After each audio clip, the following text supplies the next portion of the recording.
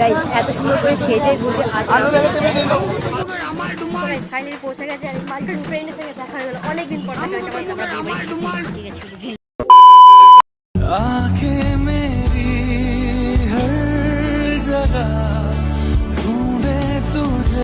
So hey guys, welcome to one other blog. No cutting আবার intro মারবো, okay alright. So hey guys, welcome to one other blog. So চলো একটা নতুন video নেন guys. আজকে ভিডিওটা কি হতে চলেছে তোমার টেলার অ্যান্ড থাম্বনেল দেখে বুঝতে পেরেছো। হ্যাঁ গাইস, আজকে আমার একটা কাকার বিয়ের বউ ভাতের অনুষ্ঠান, তো সেখানে যাচ্ছি। স্কুটিতে যাব আর বাকিরা সবাই গাড়িতে যাবে, মানে আমি একটু উড়তে যাবো। बहुत तेज हो रहा है। তো আবার মানে আগে যে ভিডিওটা ছিল অনেকে কমেন্ট করেছে যে দিদি একটা মোটো ব্লগ দাও, তো তাদেরকে বলছি আমি মোটো ব্লগ দেবো, তার জন্য আমার সেট আপ লাগবে। তো সেট আপ নেই, তবুও চেষ্টা করছি তোমাদের জন্য একটা জোগাড় করার জন্য, মানে একটা মোটো ব্লগ করার জন্য। তো যাই হোক, এখন এই গাড়িতে যাবো। আর এখানে দাঁড়িয়ে আছে Bunu. Hello, how are you?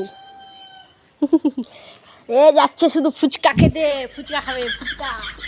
যাই হোক, আপাতত এই গাড়িটাকে নিয়ে যাব।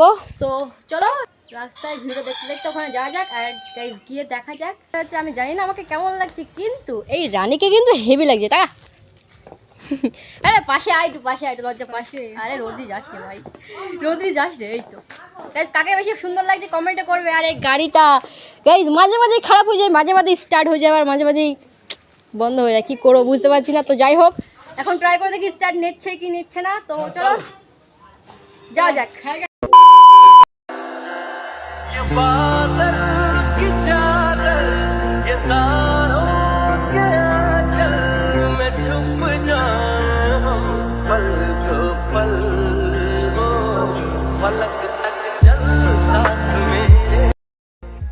সো গাইজ, কিছুক্ষণ গাড়ি চালানোর পর ফাইনালি পৌঁছে গেলাম। অ্যান্ড গাইজ আমি রাস্তায় দাঁড়িয়েছিলাম, কারণ ভিতরে আমার যেতে লজ্জা করছিল একা একা।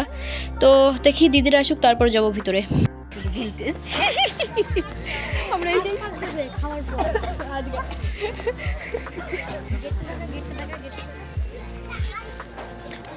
ভিতরে ঢুকে গেছি গাইজ, আর ভাই এসে কফি খাওয়া শুরু করে দিয়েছে। ভিতরে দেখছে গাইজ, ভিতরে ঢুকে সবার প্রথমে আমি বউর হাতে দিয়ে দিলাম আমাদের গিফটটা, যেটা আমরা বউর জন্য কিনেছিলাম।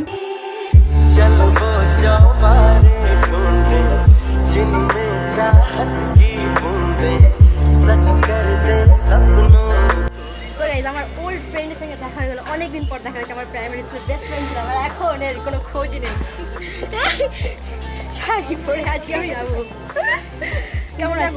ভালো আছি, আমিও ভালো আছি গাইজ। ব্যাপারটা হচ্ছে আমরা যখন ছোটোবেলা একসঙ্গে খেলা করতাম, মানে আমরা শুধু হাসতাম, এইভাবেই শুধু হাসতাম, পাগলের মতো হাসতাম। অনেকদিন পর দেখা হয়েছে, খুবই ভালো লাগছে ভাই।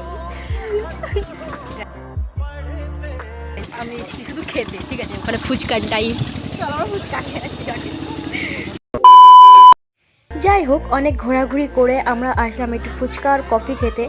বাট এখানে যা ভিড়, হয়তো চান্স পাবো না। তো যাই হোক, কষ্ট মষ্ট করে একটা কফি নিতে পেরেছি আর কি।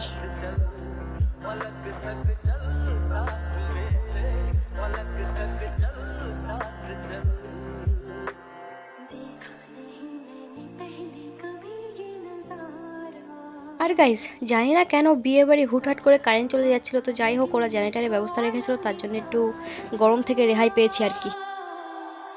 তো যাই হোক, কিছুক্ষণ ঘোরাঘুরি করার পর আমরা চলে গেলাম খেতে। আর টেবিলগুলো সব খালিই ছিল, কারণ কন্যাযাত্রী এখনও এসে পারেনি। তো যাই হোক, আমরা কন্যাযাত্রী আগেই খেয়ে নিলাম, কারণ যদি কন্যাযাত্রী এসে যায় আমরা হয়তো আর চান্স পাবো না, আমরা অনেক দূর থেকেই এসেছি। তো চলো খাই, তারপর তোমাদের সঙ্গে কথা হচ্ছে। আর হ্যাঁ, আরেকটা ব্যাপার, ওরা 30টা মতো আইটেম করেছিল। আমি হয়তো সব খাবার খেতে পারিনি, তবে সব একটু একটু করে টেস্ট নিশ্চয়ই করেছি।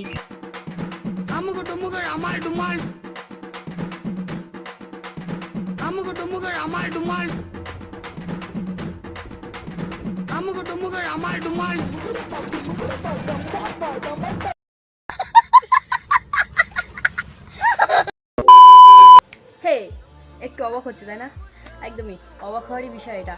বিয়ে বাড়ি থেকে হট করে আমি এখানে কি করে চলে আসলাম, রাইট?